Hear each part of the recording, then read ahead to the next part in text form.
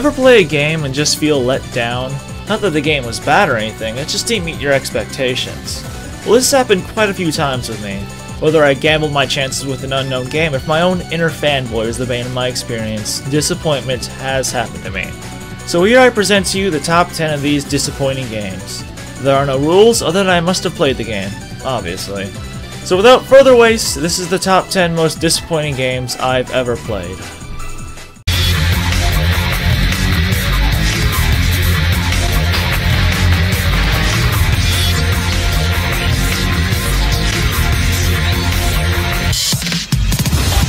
Star Wars Knights of the Old Republic 2 wasn't a bad game in any sense. The story was fine and the characters were as good as ever.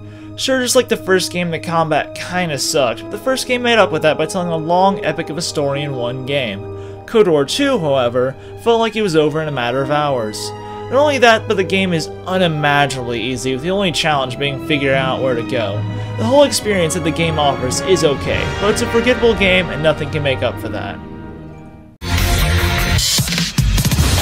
Yeah, I know this one was predictable given my huge sass as a Devil May Cry fanboy, but let me defend this game first before I start ripping into it. First of all, the music ain't half bad. Sure, it isn't better than DMC 1s or 3s, but it's certainly better than 4s. I also kinda like this version of Dante. Sure, he isn't really funny or anything, but he's got kind of an anti-hero feeling about him that I like. Also, the combat is truly an improvement over the first game's combat. Okay, now to that ripping. First and foremost, this game is pitifully easy. I'll explain this in simply 3 words. Majin Devil Trigger. There's also the fact that half the game you play is Lucia, and if you thought Nier was bad, you're in for a surprise here. She manages to be even worse. Also, the brightness in this game is so low that it makes the dark hallways of Silent Hill 2 look like a beach. Now, putting all that aside, it's still a fun game at times, and I have to say, the last few levels of Dante's story are probably some of the best in the entire series. Devil May Cry 2. It's decent, but doesn't hold a candle to the other Devil May Crys.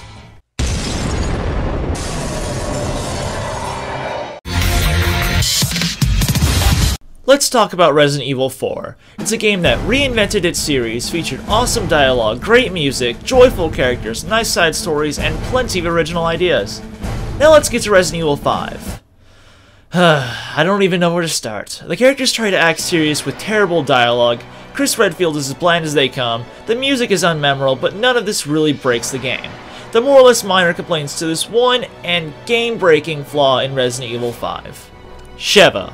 Character-wise, she's a meh. But gameplay-wise, somebody help me. Sheva's AI is the dumbest AI I have ever seen in a video game. Luckily, this game supports co-op, which is one of the game's biggest selling points. But if you don't have a friend to play with, you have to experience the horrors of your mom. What's wrong? Gay got your tongue? online multiplayer. For your own safety, I suggest that if you wish to partake in Resident Evil 5, that you should buy 2 copies. Wow, look at all those big words. Way to be a tryhard of English, you retard. Okay, who are you? Lol, you stupid. My name is ERG Quickscope. May I ask what you're doing here? We met on Resident Evil 5, retard. We're in an Xbox Live party and I was AFK because I was doing your mom. Let me fix that. You better not boot me. I'll kill you with my dick. He's gone. Look everyone, there's nothing wrong with giving your series an extra focus on co-op.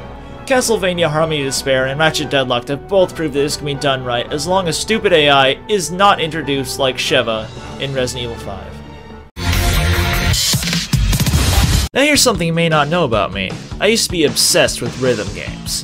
I started out with the original Guitar Hero and my interest grew higher and higher until it reached its peak at Rock Band 2. The online challenges in the World Tour mode are my personal highlights from the game, but besides that there was still a ton to offer.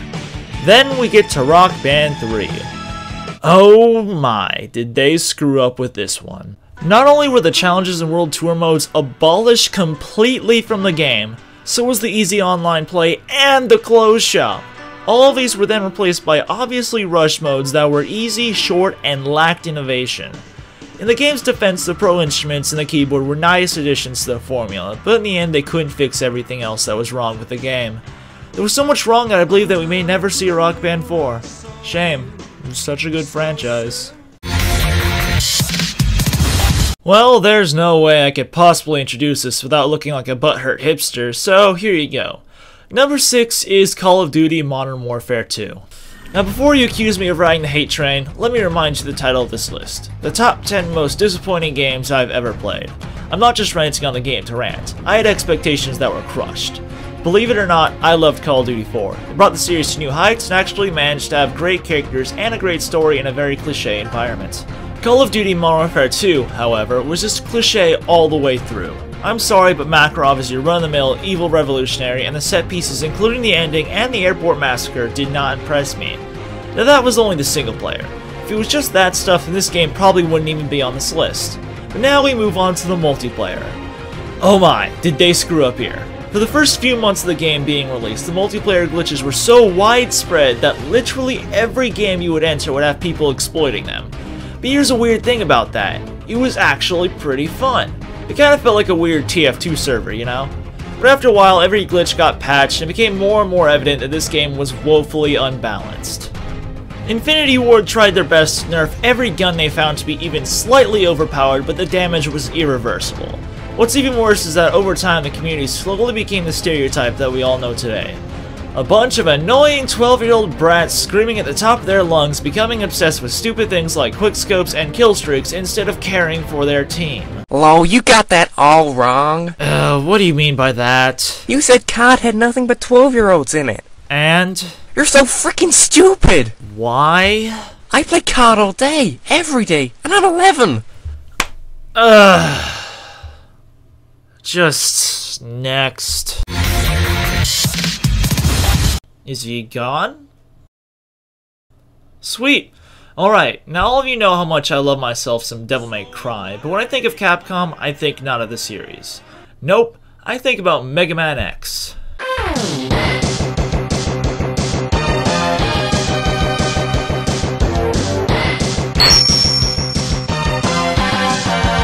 Look guys, I've played through every single one of the original Mega Man games and every single numbered Mega Man X game, and my verdict is that the X series is far superior to the originals. The X series is a darker plot than the original series, characters with deeper personalities, but most important of all, it felt very fluid. You can move around a ton faster without getting your face scored with some spikes. Then comes Mega Man X7. Mega Man X7 is not fluid, the characters don't make much sense, and the plot is only a whimsical attempt at being dark. The game also manages to have something that I have not seen in a game before or since. It actually manages to have voice acting so bad that it goes past being funny. Ah! No, this isn't happening! There's no reason for me to go on. What? What am I fighting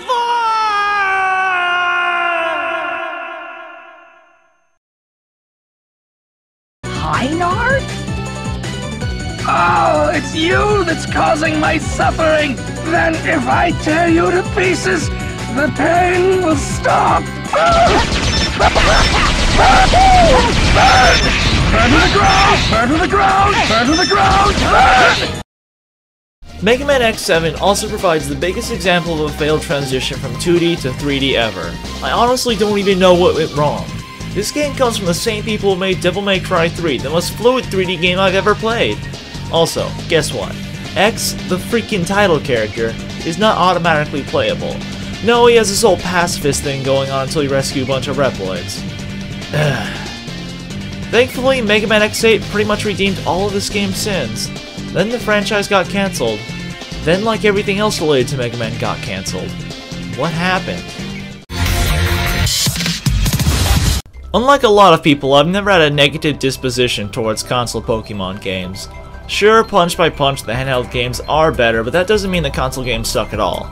In fact, Pokémon XD Gale of Darkness is one of my all-time favorite Pokémon games, and it was on the GameCube. So when I heard a Pokémon game with fully customizable trainers was coming to the Wii, it was kind of a no-brainer to buy it. With a name like Pokémon Battle Revolution, it even sounded like a leap towards something new. Well, surprise, surprise, it's actually a step backwards. Other than the music, I don't think this game got anything right. You see, unlike other console Pokemon games like Colosseum and Gale of Darkness, you don't actually level up your Pokemon or catch new ones. So already we've taken off the reason why people actually play Pokemon games, but let's continue. Instead, you're given a set of Pokemon for whatever basic character you choose. You see, you're essentially just renting Pokemon. I mean, how are you supposed to bond with that? Moving on with my complaints, this game also lacks a story mode. Yep, no story whatsoever. All you do is run through some stadiums and, well, the game is over.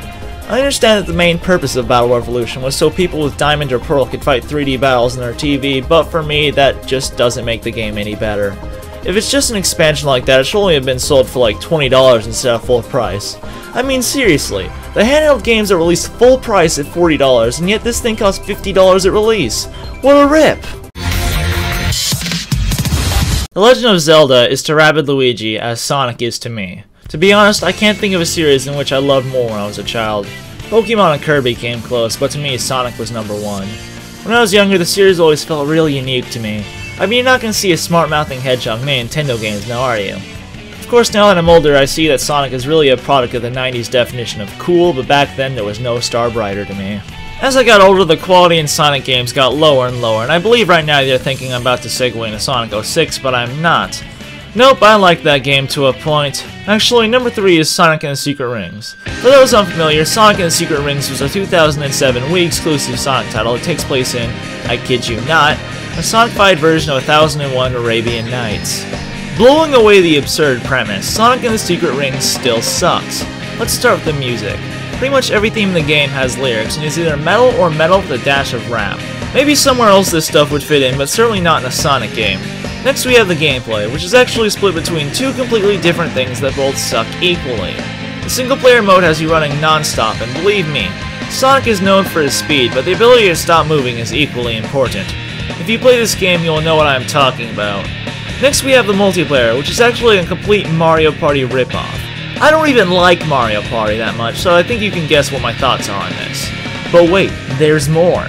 In the multiplayer mode, it seems that for no explicable reason, every minigame is near unresponsive with the Wii remote. So, in a nutshell, Sonic and the Secret Rings combines mediocre gameplay with unfitting music and an unresponsive Mario Party ripoff. In conclusion, I just thought you should all know that because of this game, I didn't buy another Sonic game until Sonic Generations at the end of 2011. This game made me hate Sonic for 4 years straight. And in case you were wondering, Sonic Generations was good and paints a bright future for the Sonic franchise. Unfortunately, I cannot say the same for number 2.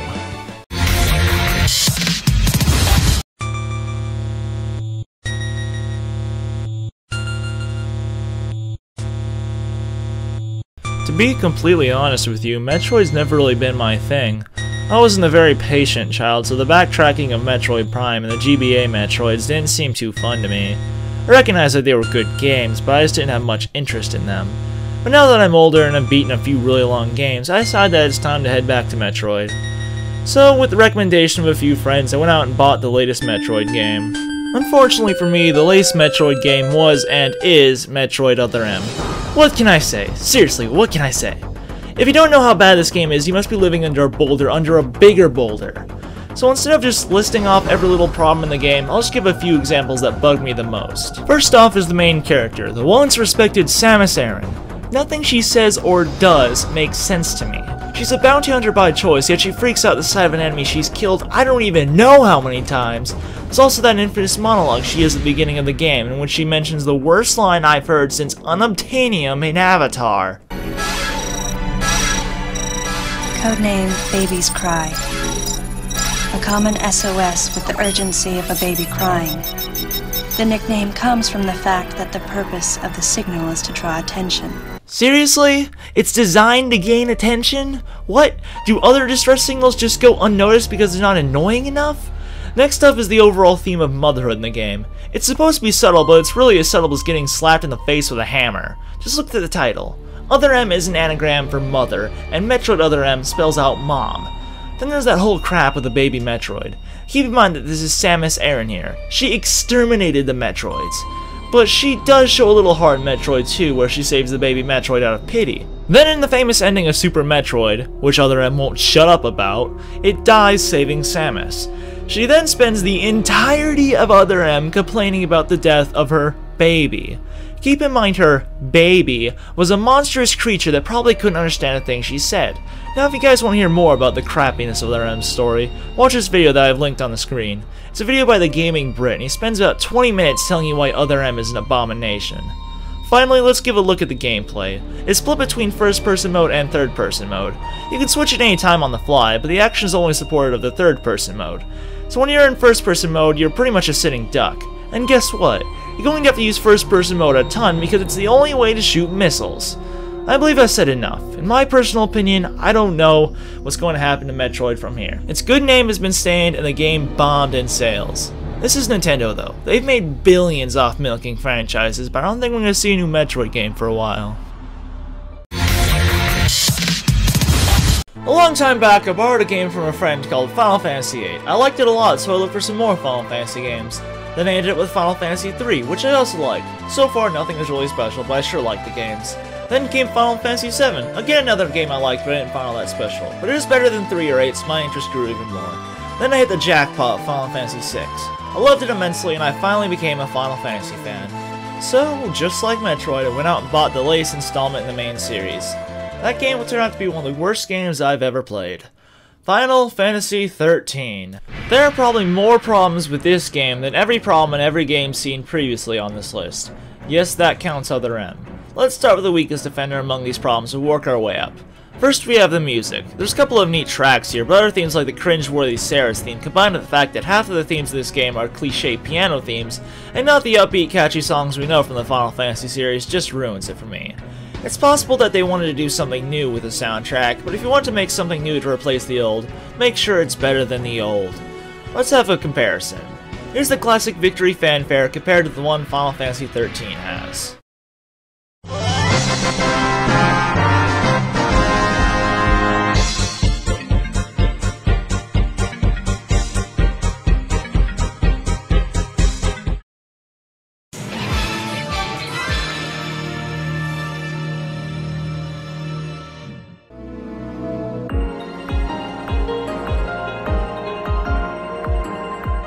The classic theme sounds really upbeat, like you just accomplished something great. 13, however, seems to be just like, yay, I won. Next on our list of crap, we have the gameplay. The first thing you did wrong is that you don't level up in 13. Nope, it's this overcomplicated paradigm system that feels kinda like they wanted to introduce the styles from Devil May Cry 4, but then fell flat on their face. You have to level up individual paradigms, but it doesn't really matter much. As long as you have one person healing you and the rest just killing things, you're going to be just fine. Oh, and did I mention you can just spam the auto attack and still win nearly every battle? Also, let us not forget that the entire game drags you around on a leash and there's no exploration to be found. But believe it or not, the gameplay isn't even the worst part. No, it's the story and characters. Story-wise, it's kinda senseless. So apparently the cast of Final Fantasy XIII have been chosen to be Lessees, which pretty much means they are now the chosen protectors of the planet Cocoon. You see, they have to save the planet from some evil overlords called the False Seas, but some of them are good, but this game makes no sense! Look, Final Fantasy games can be a little crazy with story, but this one just bathes in lack of sense. It's so messed up that in one game it managed to be nearly as convoluted as Kingdom Hearts. Okay, time for the characters. There are two types of characters in Final Fantasy XIII. Characters that are carbon copies of previous Final Fantasy characters, and ones that are new but suck anyways. Characters like Vanille and Hope make me want to plug my ears every time they open their mouths. You see, the writing in this game seems to be aiming at a preteen audience for how cringeworthy and stupid it is. Cocoon.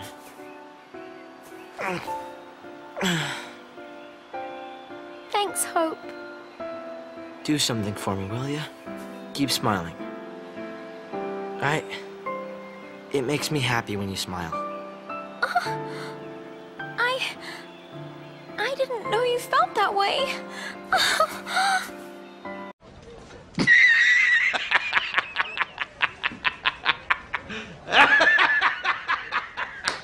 And you wanna know what's the worst part of all of this? The game sold faster than your FF in history. It even got a direct sequel, which from what I hear is truly unnecessary, but like I would play it. In conclusion, Final Fantasy XIII is one of the worst games I've ever played, and the most disappointing game I've ever played. I'm Utterspawn, and that annoying kid you heard earlier was Rapid Luigi doing an impersonation of me when I was 11. Thanks for watching.